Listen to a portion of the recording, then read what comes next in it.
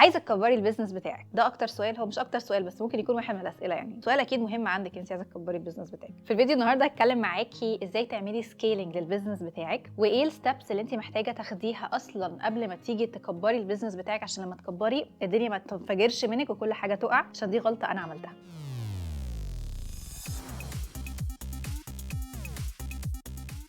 هاي، أنا اسمي سارة القاهري، وأنا بساعدك تزودي المبيعات بتاعتك وتكبري البيزنس بتاعك على انستجرام وعلى تيك توك، وتظبطي كمان الستراكشر بتاع البيزنس بتاعك علشان تبقى الدنيا ماشيه معاكي فيري سموثلي. تلاقيني موجوده على تيك توك وعلى انستجرام، برضو عندنا بودكاست وموجودين برضو على الفيسبوك. وفي البودكاست انا بتكلم مع بزنس اونرز تانيين بيشاركوا الاكسبيرينس بتاعتهم وبيعلموكي ازاي هم كبروا البيزنس بتاعهم، وبديكي كمان تيبس، بعمل انا كده شويه حاجات ليكي وبديكي كمان تيبس كتيره جدا. ما معنى كلمه سكيلينج؟ عارفه زي زمان كده في دروس العربي يقول لك علل ما هو السكيلينج. سكيلينج يعني ايه؟ يعني ان انت بتمسكي البيزنس بتاعك من ان هو دوريه قد كده تخليه دوريه قد كده تخليه دوريه قد كده وهكذا، بنكبر الدنيا وبنوقع الزرع اللي ورانا. فازاي تقدري ان انت تعملي سكيلينج للبيزنس بتاعك، وازاي تقدري ان انت تكبري البيزنس بتاعك؟ قبل ما تاخدي القرار ان انت تكبري البيزنس بتاعك، كلاينتس كتير عندي بيكونوا متخيلين ان انا هكبر البيزنس بتاعي ان انا هجيب موظفين زياده، او ان انا هروح عامله مش عارفه ايه. لا، انت لما تيجي تكبري البيزنس بتاعك، احنا هنا بنتكلم على ان احنا بنضاعف وبنزود نسبه المبيعات اللي عندك.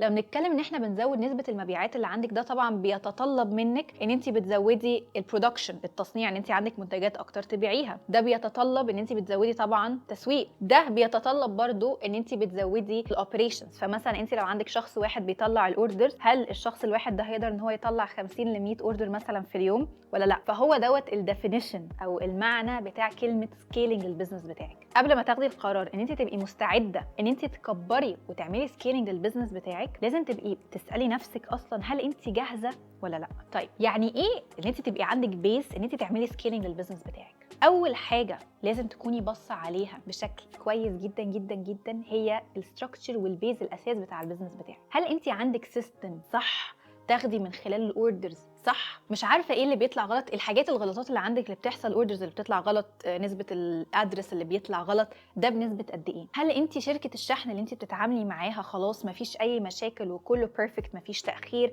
مفيش حاجه بتضيع، مفيش فلوس بتضيع، بحيث ان انت تبقى كل دوت متظبط معاكي ولا لا؟ هل انت عندك موظفين تعتمدي عليهم في الشركه بتاعتك تقدري ان انت تبقي عارفه بالظبط تعملي ديليجيشن لايه وما تعمليش ديليجيشن لايه؟ هل انت عندك حاجه اسمها اس او بي، انت عندك سيستم لكل حاجه انت بتعمليها عندك في الشركه، بحيث ان انا مثلا اوردر بيجي لي من هنا، سواء عندي موظف بقاله عندي 100 سنه او موظف لسه جاي عندي امبارح بالليل، هو فاهم السيستم ديت ماشيه ازاي، يقدر ان هو يطبق الستبس بتاعت السيستم ده ويطلع مفيش نسبه ايرور كبيره خالص عندي في البيزنس. لو الاجابه ان انت عندك كل ده، يلا بينا نكبر. لو الاجابه ان انت ما عندكيش كل ده، يبقى لا، انت محتاجه تظبطي كل التفاصيل ديت الاول قبل اصلا ما تيجي تبصي ان انت تكبري البيزنس بتاعك. ليه بقى؟ عشان انا لو انا مثلا ليتس سي ان انت بيجي لك 5 اوردرز في اليوم وانت عايزه تزوديها تخليها 10 اوردرز، اوت اوف ال5 اوردرز دول 4 منهم بيطلعوا غلط، انت كده بتتكلمي ان انت لما هيجي لك اوردرز 8 منهم هيطلعوا غلط برضه. فانت محتاجه ان انت تبقى نسبه الغلطات عندك قليله، عندك سيستم صح تمشي الشركه عليه الاول قبل ما تبتدي انت تظبطي اي حاجه او تكبري اي حاجه. هديكي بقى دلوقتي شويه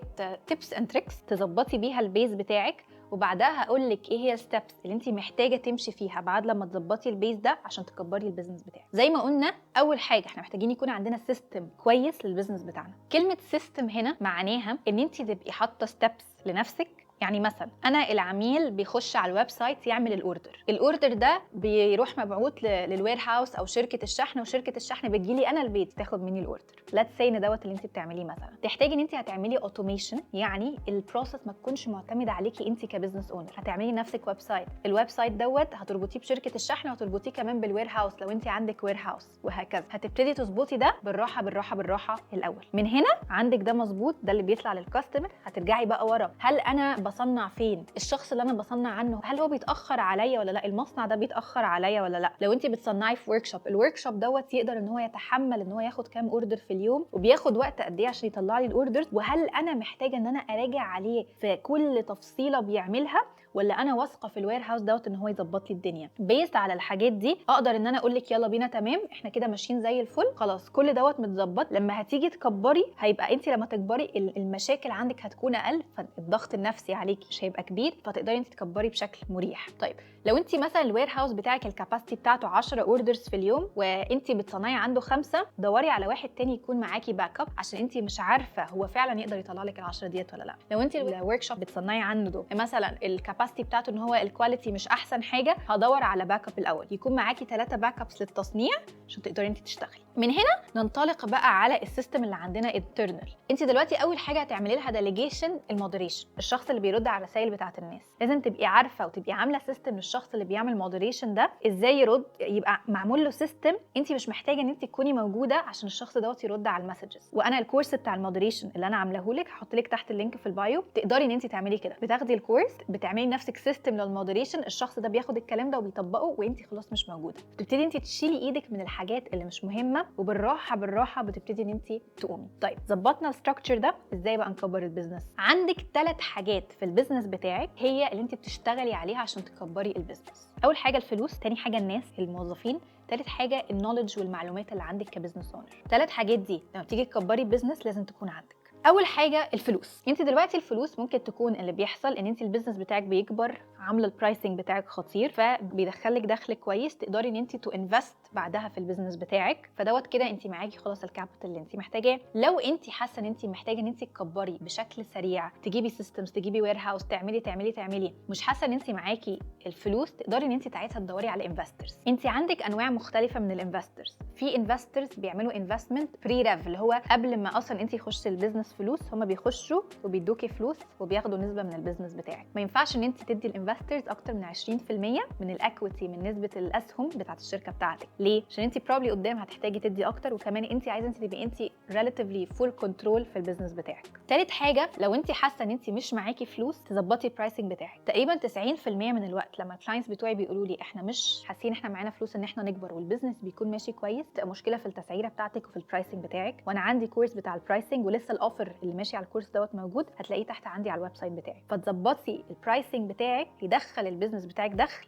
تعملي له انفستمنت صح. حتى لو انت معاكي فلوس الدنيا ومش بتعرفي تستراكشرايز الفلوس بتاعت البيزنس تتحط فين، مش هتظبط معاكي. عشان كده الكورس بتاع البرايسنج هيبقى مفيد بالنسبه لك في الحته دي كمان. تاني بارت هي الموظفين اللي عندك في الشركه. انت عايزه ان انت تشغلي الناس الصح، وديت حاجه اي ستراجلد وذ كتير كتير كتير كتير. انا كساره ما عنديش التالنت ان انا ابقى فاهمه الشخص اللي هيشتغل معايا ده كواليفايد ولا لا. عملت ايه بصراحه؟ جبت في الاول ابتديت ان انا جبت فريلانسر HR هي اللي كانت بتجيب لي الناس. وبعد كده دلوقتي احنا عندي عقد مع شركه شغاله، الشركه ديت هي اللي بتعمل سكريننج للناس وبتعملي كل الشغل بتاع HR. فلو انت مش حاسه ان انت فاهمه بالظبط الشخص دوت هيعمل ايه، تشوفي حد يعملها لك، بيزيكلي يعمل لك الهايرنج بروسس. بس تختاري منين الحته بتاعت الديليجيشن، وتختاري منين التاسكس اللي الشخص دوت هيعملها. اللي انا هعمله اجيب ورقه وقلم وهكتب كل حاجه انت بتعمليها. الحاجات اللي انت مش لازم تعمليها بايدك هتعملي عليها سيركل، الحاجات اللي انا لازم اعملها بايدي مش هعمل عليها سيركل. زي اكزامبل مثلا المودريشن، من هنا هتكتبي كل ستيب في التاسك بتاعتك. فهتقولي مثلا انا لما باجي ارد على المسج بفتح انستجرام، هتكتبي بفتح انستجرام، بقرا المسج، بعمل مش عارف ايه. فتكتبي الستبس اللي انت بتاخديها في كل تاسك انت بتعمليها، ومن هنا هناخد الكلام ده، وديت هتكون التاسك بتاعت الشخص اللي انت هتجيبيه. وتقدري بعد كده لو انت شركه صغيره تعملي ان الشخص يعمل كذا تاسك في نفس الوقت، وتبقي بتعلي له المرتب بتاعه.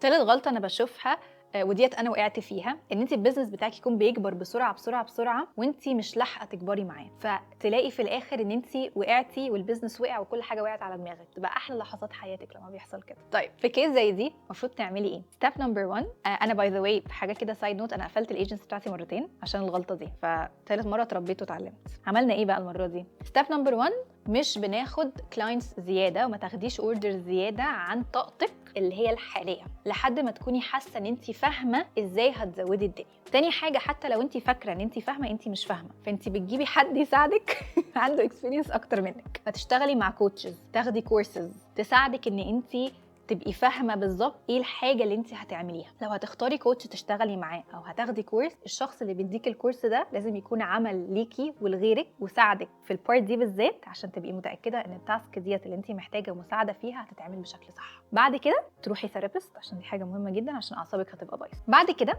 هتبتدي ان انت تحطي لنفسك جولز. انا السنه دي عملت 100,000 درهم، السنه الجايه انا عايزه اعمل 200,000 درهم. لما بتيجي تحطي لنفسك جول كده، انا عملت كذا وعايزه ادخل كذا، بتحطي نفسك تحتها ستيبس ازاي هوصل للجول ده. حاجه بحب اعملها جدا ان انت لما تكوني مثلا لاتس انا عايزه اوصل ل 200,000 درهم، خليها ترجميها لتيرمز انت فاهماها كبزنس اونر. يعني انا عشان اوصل لل 200,000 درهم انا محتاجه ان انا ابيع 17 بنطلون، فانا بحط الجول ان انا ابيع 17 بنطلون. فلاتس مثلا ان انا لما بكون بنزل 3 مرات في الاسبوع انا ببيع 10 بنطلونات، عشان اوصل لل 17 انا هنزل 4 مرات في الاسبوع. لازم تترجمي كل حاجه انت بتحطيها لارقام تقدري ان انت تاخديها تطبقيها علشان توصلي للجول بتاعك. وده يرجع تاني للستيب الاولانيه، ان انت لو انت مش جاهزه اصلا وما عندكيش ارقام ومش فاهمه ايه اللي بيبيع وايه اللي مش بيبيع، انت ما عندكيش حاجه تبني عليها اصلا عشان تحققي الجولز بتاعتك. فيو هاف تو دوكيومنت everything، هتكتبي كل حاجه، تبقي باصه على ارقامك وتبقي فاهمه ده بيجيب لي كذا وده هيساعدني في كذا. لو انت ما عندكيش الحته دي، لو انا مكانك هشتغل مع كوتش تساعدني فيها. بعد كده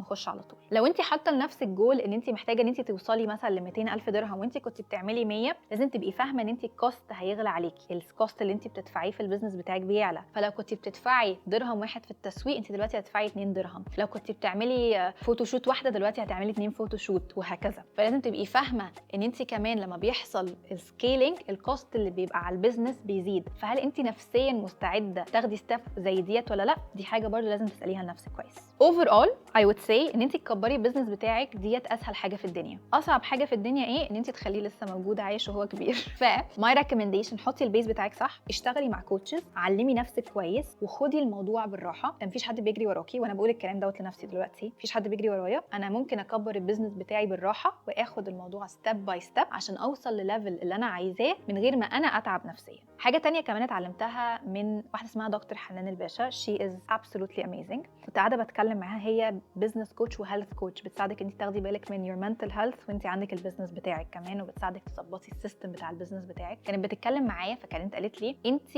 ليه عايزه توصلي، يعني مثلا ليتس سي ان انا قلت لها انا عايزه اوصل لمليون دولار السنه دي، تقول لي ليه؟ ايه هو الديفينيشن بتاعك انت اوف سكسس؟ لازم تسالي نفسك انا ليه عايزه اوصل للمليون دولار؟ انا ليه عايزه ان انا يبقى عندي 150,000 موظف في الشركه؟ اسالي نفسك ليه. احنا على طول من التربيه بتاعتنا، من الباك جراوند بتاعتنا، من الافلام اللي احنا بنشوفها والناس اللي حوالينا، بنبقى متخيلين ان احنا عندنا جولز معينه، ومتخيلين ان هي دي الحاجه اللي احنا عايزين نوصلها، في الحقيقه مش هي دي بتكون الحاجه اللي انت عايز توصلي لها. انا كنت على طول عماله اكبر في البيزنس بتاعي، عماله اشتغل باستموات، كنت بشتغل 18 ساعه في اليوم و I wasn't happy، بس كنت حاسه لا في احسن، I can do better، وانا ما كنتش فاهمه ايه المشكله، لحد ما دكتور حنان قالت لي الكلمه دي، انت ليه عايزه توصلي لده؟ ولما قعدت مع نفسي اكتشفت ان لا، انا مش عايزه مليون دولار في السنه، انا عايزه ان انا اسافر وانبسط وابقى بشتغل قليل. فغيرت ستراكشر البيزنس بتاعي ان انا اعمل كده. فانت على طول لما تيجي تحطي جولز لنفسك، مش معنى ان انت البيزنس بتاعك بيدخل فلوس ان انت هتبقي مبسوطه وان هو بيكون بيزنس ناجح. انت فاتحه البيزنس بتاعك عشان يبقى عندك حريه اختيار حياتك عامله ازاي. اختاري انت عايزه حياتك عامله ازاي، واعملي البيزنس بتاعك عشان تفيد حياتك. احنا مش بنشتغل علشان ده حياتنا، احنا بنشتغل علشان نعيش. بس فدي كانت التيد توك بتاعي، حسيت لازم احط شويه رومانسيه كده في الفيديو دوت. ما تنسيش تعملي لي فولو على انستجرام وعلى تيك توك، وقولي لي تحت في الكومنتس ايه هو الجول بتاعك، انت ليه فاتحه البيزنس بتاعك، وايه الحلم اللي انت عايزه تحققيه من خلال البيزنس بتاعك. واشوفك ان شاء الله في الفيديو الجاي.